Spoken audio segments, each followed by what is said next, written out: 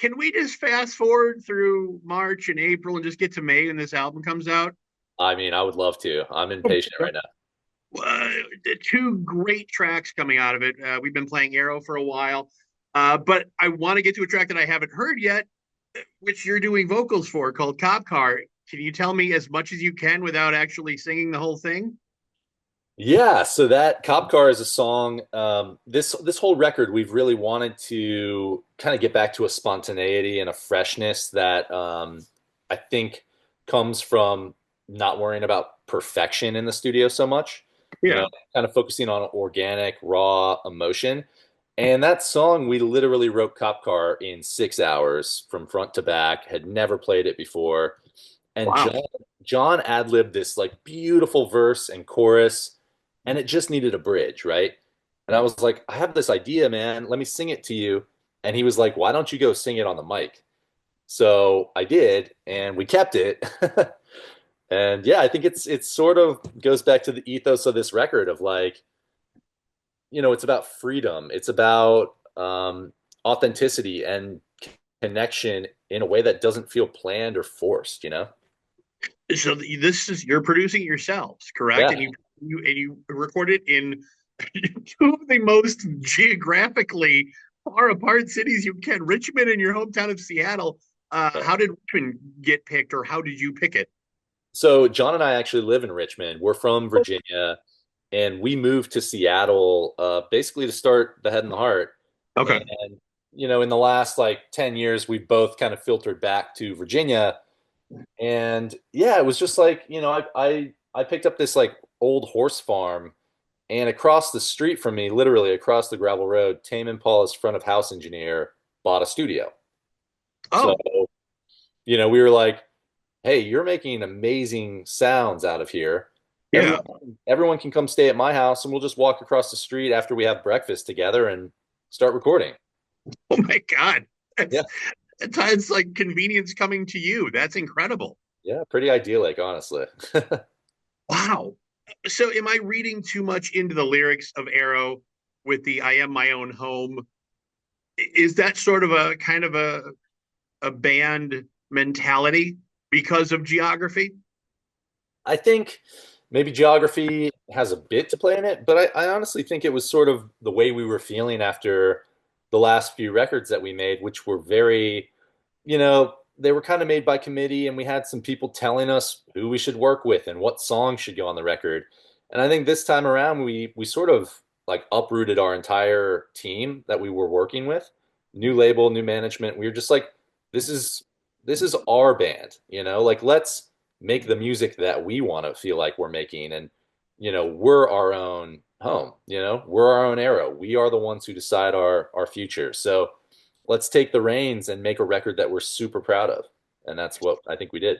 That's interesting because I mean, from a fan's perspective, I listen to all your albums, and again, haven't heard the new one yet. It's not there, or it's not available. But I don't really hear, and I'm sure there is a lot of backstory behind every album, and maybe things that you guys didn't like. But I just think the through line is so great, such a high level that you guys always kick out that I don't think maybe the average person would know or understand or even hear any difference between any changes you guys have made.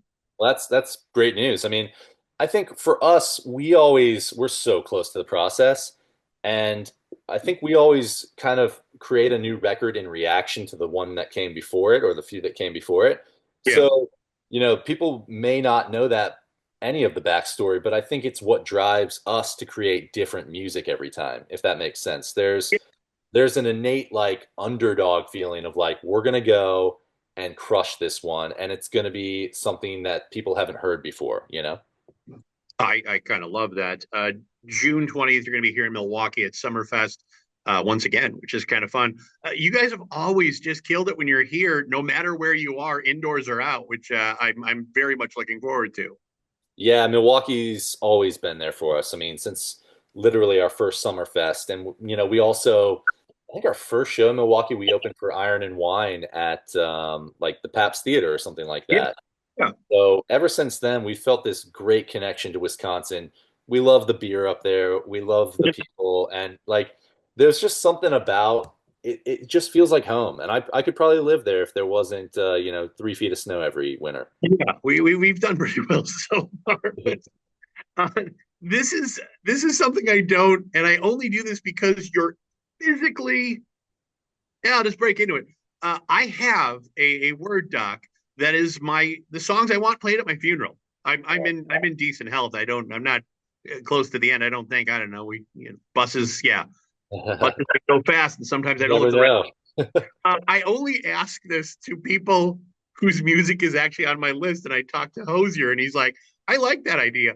Isn't it odd? Only because I have about three of your songs on my list because Well, I think of it." And I'm like, okay, I don't spend a lot of time thinking about death, but I do want to elevate the mood of any event that you walk into, even if you're not physically, around anymore. Is yeah. that a weird thing to have a funeral list of songs that you want played? Not at all. I mean, I have one song on my list for sure that I've always thought about. Can you share it? Yeah, I mean, it sounds it sounds kind of dumb, but um, it's this song by a band called Saves the Day. It's called "This Is Not an Exit." So, Okay. going back to my emo roots there, but it's one of maybe the best songs about living, and I think it kind of set me on my path when I was a teenager of like life is just what you make it, really. Yeah. So kind of reminding people of that in a hopeful way that like even when you die, it's not the end. So And I only bring up the funeral part only because I think songs that are so meaningful when you're alive, yeah, and so many of your songs, to me, are such great sing-alongs where you hear them two or three times and you go, the words. When they see you live, they're screaming it back in your face. I mean, you're behind the kit, but yeah, if you're right in front of them, or back in the day when your drum kit was a little closer to the yeah, yeah. closer to the fans, you heard them screaming it back at you, is a great feeling. And I think it carries with you. I think you guys have written so many songs that are very meaningful in people's lives, and I'm sure they tell you that. Yeah, I mean, to hear that from you though is heartwarming. Seriously, in the world that we live in, if we can provide any sort of joy or uplift or camaraderie feeling for people in such an isolated world where people are lonely, and coming out to a show and getting them out of their comfort zone, that's kind of what we're all about. So thank you so much for saying that.